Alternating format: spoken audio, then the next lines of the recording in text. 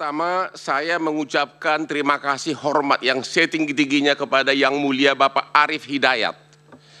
Karena setelah kita tadi 3,5 jam diskusi tentang IT, ternyata hanya satu pertanyaan dari Pak Arief Hidayat yang mengatakan, kalau memang akhirnya yang dipakai adalah manual dan perhitungan berjenjang, ngapain kita ribut-ribut lagi bicara Sirekap?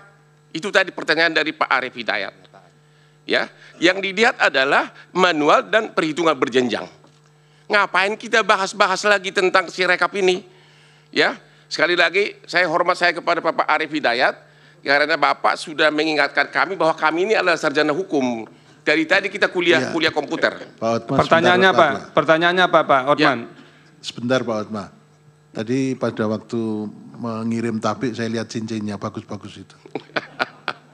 Pertanyaan saya, Saudara saksi, kalau ternyata yang dipakai dalam SK pengumuman final perhitungan suara adalah manual dan perhitungan berjenjang, bukan hasil dari Sirekap, masih perlu nggak Bapak kuliah di sini? Masih perlu nggak kita bahas tentang Sirekap? Ya, masih perlu nggak saksi menjawab pertanyaan dari Pak Repli dan Bambang yang selalu ngeyel tentang Sirekap ini? Pak Hotman, tadi saya sudah tegaskan, ini didalilkan kami mahkamah berkepentingan mendapatkan penjelasan soal ini. Jadi, tapi bukan, jangan dianggap kehadiran orang itu tidak penting. Kami menganggap penting. Oke. Jadi begitu, jangan persoalkan kehadirannya lagi. Oke. Pertanyaannya apa sekarang? Pertanyaannya, apakah saksi setuju karena yang diumumkan itu adalah perhitungan manual dan berjenjang, bukan hasil dari Sirekap, maka kelemahan dari Sirekap nggak perlu lagi dibicarakan. Terima kasih. Oke, berikut terkait. Saya lanjutkan. Ya udah. Jadi kita jangan mengabaikan ya, menganggap ini tidak ada pentingnya. Itu keliru juga. Kalau nggak usah datang saja ke sini. Sama yang silakan. Majelis, yang mulia. Majelis Cukup. Maksud saya cukup Pak Bambang. Pernyataan ngeyel itu juga nggak pantas diucapkan. Sudah saya sampaikan tadi, silakan. Hotman. Baik, terima kasih Yang Mulia. Tadi diakui bahwa metadata itu tidak ada, tapi kemudian disimpan di dalam digital signature, DC image, gitu ya? Ya. Tapi saksi yang sebelum Anda ini juga menyatakan itu bisa diubah. Kalau C hasil yang metadatanya ada di digital signature dan di C image dan itu bisa diubah, bukankah itu berarti potensi kecurangan terjadi di situ? Artinya bisa mengubah angka ya? Betul Pak, Majelis Hakim. Contoh yang tadi saya jelaskan soal tadi penjelasan dari ahli, dari saksi. Ketika di suatu daerah tidak ada wifi dan dia tidak bisa memfoto, hasilnya itu dimasukkan di dalam kardus dan kemudian baru difoto di kecamatan. Pertanyaan saya, apa yang bisa menjamin C yang di sini dihasilkan betul C yang dihasilkan dari TPS itu karena sudah dibawa berhari-hari? Apa yang bisa menjamin itu? Jadi di daerah 3T, kalau tidak ada jaminan seperti itu, kami bisa menduga itu semuanya bisa curang di situ. Tadi dikatakan bahwa Sirekap ini dimaksudkan untuk membuat satu proses yang jauh lebih baik. Tapi fakta yang berkembang di masyarakat ada kekisruhan di situ. Apakah saya boleh menyatakan bahwa Sirekap itu dibuat dengan menjadi akuntabilitasnya menjadi problem, profesionalitasnya pembuatannya menjadi masalah, karena ada begitu banyak masalah tadi. Dan saksi yang juga mengatakan bahwa dia tidak puas dengan pernyataan itu. Bisakah saya mengatakan pelanggaran terhadap prinsip-prinsip penyelenggaraan pemilu dan azas pemilu telah terjadi melalui Sirekap? Jadi bukan soal angkanya, Sirekap bisa dibuktikan telah melanggar azas dan prinsip penyelenggaraan pemilu. Baik, kita lanjutkan diskusi saya ke Bang Zaid. Bang Zaid, tadi yang menjadi concern adalah kalau misalnya ada beberapa wilayah yang tidak ada wifi, kemudian surat-suaranya itu dimasukkan dan tidak sempat difoto. Nah itu tapi tidak bukti-buktinya, karena juga kalau misalnya dari apa yang disampaikan dari kuasa hukum mengatakan bahwa DPT sebenarnya harus maksimal 300, kemudian ada yang sampai ribuan. Itu data-datanya, fakta-faktanya, bukti-buktinya ada? Nah itu yang makanya sedari awal kita anggap ini adalah problem serius. Sekarang pertanyaannya, ini fakta persidangan. Kita tahu dari mana yang diupload di C-Hasil itu adalah C-Hasil yang sebenarnya. Kan gitu. Ini ada 820.000 TPS loh. Ya kan? Nah itu kita tahu dari mana. Di sisi lain yang kedua, ini fakta persidangan juga. Ini ahlinya KPU atau saksinya KPU kemarin ya. Jadi sistem habis kita foto, habis kita capture, itu langsung naik tanpa proses verifikasi. Ah, ini yang jadi salah. Kenapa ini nggak diverifikasi? Artinya kan problem juga.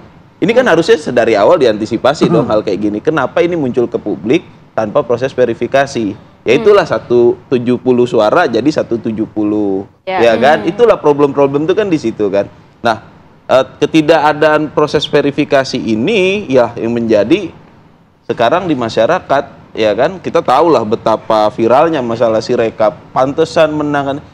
Kita kan nggak pengen pemimpin yang terpilih itu kehilangan legitimasinya karena hal-hal yang kayak gini. Tapi masyarakat sekarang di era keterbukaan kan udah cerdas semua, gitu. Nah, kalau kita perhatikan lagi di sidang kemarin, itu kan Prof. Eni itu sampai, Eni Nurbaningsih itu, majelis itu sampai bilang, Bawaslu, KPU itu situng 2019 dan Sirekap 2024 ini, apa bedanya? Waktu itu ada problem apa, sekarang udah diselesaikannya apa. Nah ini kan nggak mampu dihadirkan di persidangan kemarin. Ini yang sangat disayangkan. Makanya kita, bukan kami ya, dari pihak pemohon 2 itu dari 03 itu, minta dikonfrontir. Karena apa yang kata ahli kita, apa yang kata saksi kita berbeda apa yang dikatakan oleh developer ataupun ahlinya dari si developer itu. Jadi di sini masih ada keambiguan. Gitu. Ini balik lagi masih ada keambiguan tentang kebenaran sistem informasi lagi. Kalau kita merujuk lagi ke aturan yang sudah disampaikan tadi kan salah satunya adalah alat publikasi. Ya kan? Tiga poin yang tadi. 3 poin itu kan salah satunya adalah alat publikasi. Kita mau publikasi apa sih dari pemilu ini?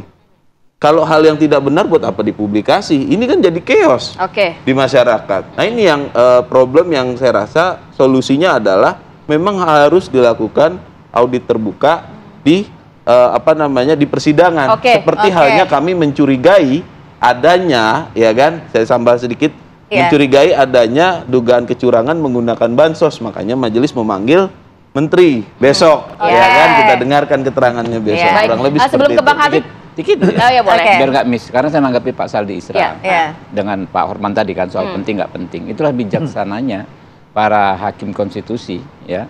Yang bersikap negarawan, gaya atau model beracara di Mahkamah Konstitusi itu beda dengan model beracara di perdata maupun pidana. Kayak kalau kebanyakan kan saya perdata di pidana, begitu nggak penting langsung dismiss, nggak usah dibahas. Tapi mereka menganggap penting semua hal ihwal yang didalilkan oleh pemohon. Jadi kalau udah didalilkan itu pasti akan dijawab. Jadi dalam konteks pemeriksaan sangat luas, tetapi dalam konteks perumusan putusan mereka akan strict, pasti ditolak nih soal hal-hal ihwal terkait Sirekap ini. Yang kedua, saya juga yakin masyarakat sudah cerdas, masyarakat sudah self-educated ya, mengedukasi sendiri mana yang memang secara undang-undang dan secara faktual menjadikan rujukan dan mana yang tadi dikatakan alat bantu. Ada angka misalnya satu TPS 3.000. Masyarakat tahu.